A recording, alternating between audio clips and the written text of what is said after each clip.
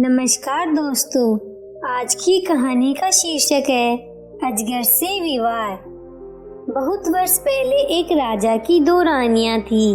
बड़ी रानी शोभा बहुत अच्छे स्वभाव की दयावान स्त्री थी। छोटी रानी रूपा बड़ी कठोर और दुष्ट थी। बड़ी रानी शोभा की एक पुत्री थी, नाम था देवी। रानी रूपा के भी एक बेटी थी, नाम था तारा। रानी रूपा बड़ी चालाक और महत्वाकांक्षी स्त्री थी। वह चाहती थी कि राज्य की सत्ता उसके हाथ में रहे। राजा भी उससे दबा हुआ था। रानी रूपा बड़ी रानी और उसकी बेटी से नफरत करती थी। एक दिन उसने राजा से कह दिया कि रानी शोभा और देवी को राजमहल से बाहर निकाल दिया जाए। राजा रानी रूपा की नाराजगी से डरता था। उसे लगा कि उसे वही करना पड़ेगा जो रूपा चाहती है। उसने बड़ी रानी और उसकी बेटी को राजमहल से बाहर एक छोटे से घर में रहने के लिए भेज दिया। लेकिन रानी रूपा की घृणा इससे भी नहीं हटी। उसने देवी को आज्ञा दी कि वह प्रतिदिन राजा की गायों को जंगल में चराने के लिए ले जाया करे। रानी शोभा यह अच्छी तरह जानती थी कि यदि देवी गायों को चराने के लिए गई तो रानी रूपा उन्हें किसी और परेशानी में डाल देगी। इसलिए उसने अपनी लड़की से कहा कि वह रोज सुबह गायों को जंगल में चरने के लिए ले जाए और शाम के समय उन्हें वापस ले आया करे। देवी को अपनी माँ का कहना तो मानना ही था, इसलिए वह रोज सुबह गायों को जंगल में ले जाती। एक शाम जब वह जंगल से घर लौट रही थी तो उसे अपने पीछे एक धीमी सी आवाज सुनाई दी। देवी क्या तुम मुझसे विवाह करोगी? देवी डर गई। जितनी जल्दी हो सका उसने गायों को घर की ओर हाँका।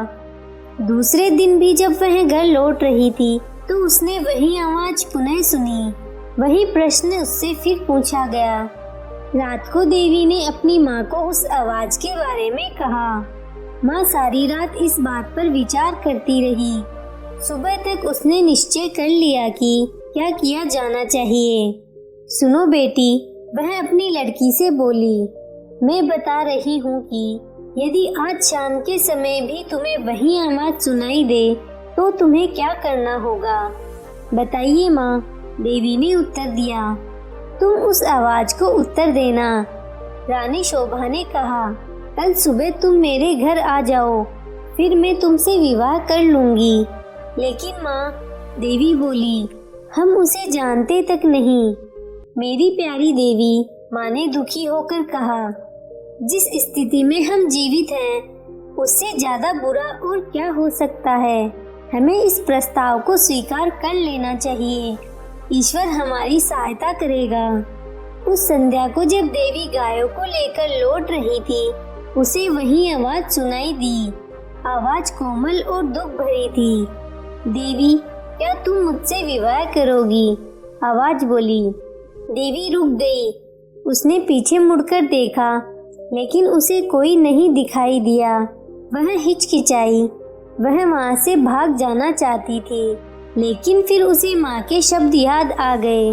वह जल्दी से बोली, हाँ, यदि तुम कल सुबह मेरे घर आ जाओ तो मैं तुमसे विवाह कर लूंगी। तब वह बड़ी तेजी से गायों को हाँकती हुई घर चली गई। अगले दिन सुबह रानी शोभा जरा जल्दी उठ गई। उसने जाकर बाहर का दरवाजा खोला, देखने के लिए कि कोई प्रतीक्षा तो नहीं कर रहा। वहाँ कोई न था। अचानक उसे एक धक्का सा लगा और वह स्तब्ध रह गई। एक बड़ा अजगर कुंडली मारे सीढ़ियों पर बैठा था। रानी शोभा सहायता के लिए चिल्लाई। देवी और नौकर भागे भागे आए कि क्या बात है। तभी एक आश्चर्यजनक बात हुई। अजगर बोला, नमस्कार। उसका स्वर बहुत विनम्र था। मुझे निमंत्रित किया गया था, इसलिए मैं आया हूँ। आपकी लड़की ने मुझसे वादा किया था कि यदि सुबह घर आ सकूं तो वह मुझसे विवाह कर लेगी। मैं इसलिए आया हूँ। रानी शोभा के समझ में नहीं आ रहा था कि करे तो क्या करे। उसे तो यही आशा थी कि किसी दिन कोई सुंदर नौजवान उसकी लड़की से विवाह करने आएगा। उसने ये कभी नहीं सोचा था कि वह अजगर होगा। एक नौकर भागकर रानी रूपा के पास गया और उसे उसने सारी घटना बता दी। रानी यह सुनकर प्रसन्न हुई। वह उसी समय अपने नौकरों के साथ रानी शोभा के घर गई। यदि राजकुमारी देवी ने किसी के साथ विवाह का वादा किया है तो उसे अपना वादा अवश्य निभाना चाहिए। वह बोली, रानी होने के कारण यह देखना मेरा कर्तव्य है कि वह अपना वादा पूरा करे। उसी दिन विवाह हो गया। रानी शोभा और देवी के लिए यह कोई प्रसन्नता का समय नहीं था, लेकिन इतने दुर्भाग्य सहने के बाद वे किसी भी प्रकार की विपत्ति का सामना करने को तैयार थी। विवाह के पश्चात अजगर अपनी पत्नी के साथ उसके कमरे में गया। सारी रात रानी शोभा ने प्रार्थना करते हुए बिताई कि उसकी बच्ची ठीक ठाक रहे। दूसरे दिन सवेरे उसने देवी के कमरे का दरवाजा खटखटाया। एक सुंदर नव युवक ने दरवाजा खोला। देवी उसके पीछे खड़ी थी। मैं आपको कह नहीं सकता कि मेरी जान बचाने के लिए मैं आपका और देवी का कितना आभारी हूँ। वह नव युवक बोला, मैं एक शाप के कारण अजगर बन गया था। एक वन देवता मुझसे क्रुद्ध थे और उन्होंने मुझे अजगर बना दिया। बाद में उन्हें अपनी करनी पर दुख हुआ। तब उन्होंने कहा कि यदि कोई राजकुमारी मुझसे विवाह कर लेगी तो मैं फिर से मनुष्य बन जाऊंगा। और अब देवी ने मुझसे विवाह कर लिया। मेरा शाप उतर गया है। अब मैं फिर कभी अजगर नहीं बनूंगा। रानी शोभा बहुत प्रसन्न हुई। वह अपनी लड़की और दामाद को राजा से मिलवाने के लिए ले गई। यह बड़ी विचित्र घटना थी। चारों ओर से लोग इस विचित्र नवयुवक को देखने राजमहल में आने लगे। सभी उत्सुक थे सिवाय रानी रूपा के। रानी रूपा बहुत गुस्से में थी। उसने झल्लाते और खिसते हुए अपने आप को कमरे में बंद कर लिया। देवी का भाग्य उससे देखा नहीं जा रहा था। वह चाहती थी कि उसकी बेटी तारा भी ऐसी भाग्यशाली बने। आखिरकार उसे एक युक्ति सूझी। उसने अपनी लड़की को बुलाया। देवी का विवाह तो अब हो गया है, वह बोली, इसलिए गायों को जंगल में चराने के लिए तुम ले जाया करो। नहीं, तारा चीख कर बोली, इतने नौकर हैं तो फिर मैं क्यों गाय चराने जाऊं? यह मेरी आज्ञा है। रानी क्रुद्ध होकर बोली, एक बात और सुन लो, यदि जंगल में कोई तुमसे विवाह का प्रस्ताव करे तो तत्काल कह देना कि तुम विवाह के लिए राजी हो। यदि वह अगले दिन सुबह हमारे घर आए। तारा माँ की इस योजना से भयभीत हो गई।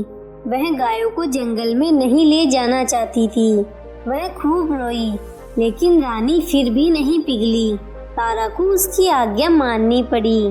तारा रोज सुबह गायों को जंगल में चराने के लिए ले जाती और फिर शाम के समय वापस ले आती, लेकिन उसने एक बार भी जंगल में किसी तरह की आवाज नहीं सुनी जो यह कह रही हो, क्या तुम मुझसे विवाह करोगी? फिर भी रानी निराश नहीं हुई जो तारा से विवाह का प्रस्ताव करता। इसलिए उसने खुद अजगर ढूंढने का निश्चय किया। उसने अपने नौकरों को एक अजगर लाने की आज्ञा दी। बहुत खोज करने के काफी दिनों पश्चात उन्हें एक बहुत बड़ा अजगर मिला। उसे पकड़कर वे राजमहल ले आए। आखिरकार रानी का अभिप्राय पूरा हो गया। उसने तारा का विवाह इस अजगर से कर दिया। अब रानी को संतोष हुआ। विवाह की रात तारा और अजगर को एक कमरे में बंद कर दिया गया। रानी अधीरता से सुबह की प्रतीक्षा कर रही थी। रानी रूपा ने सवेरे सवेरे ही लड़की के दरवाजे को खटखटाया, लेकिन कोई उत्तर न मिला। उसने जरा और जोर से दरवाजा खटखटाया, लेकिन दरवाजा तब भी न खुला। रानी से और प्रतीक्षा न की गई। उसने धक्का देकर दरवाजा खोल दिया। मोटा अजगर जमीन पर पड़ा हुआ था, लेकिन तारा का कहीं पता नहीं था। रानी चीख पड़ी। महल में सभी ने उसका चीखना सुना। राजा और नौकर भागे आए कि क्या बात है। राजकुमारी कहाँ है? सब चिल्लाए। वह तो अजगर के पेट में होगी। रसोइया बोला, देखो वह कितना मोटा हो गया है। रानी अब बड़ी जोर जोर से रोने लगी। राजा भी रोने लगा। रसोइया अपना सबसे बड़ा चाकू ले आया।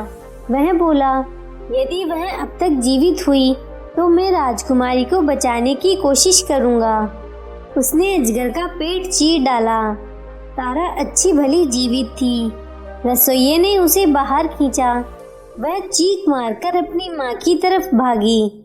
अजगर की मृत्यु हो गई और साथ में रानी रूपा की इस इच्छा की भी कि तारा का विवाह देवी की तरह ही किसी योग्य और संपन्न नवयुवक से हो। आपको ये कहानी कैसी लगी? नीचे कमेंट करके हमें जरूर बताइएगा।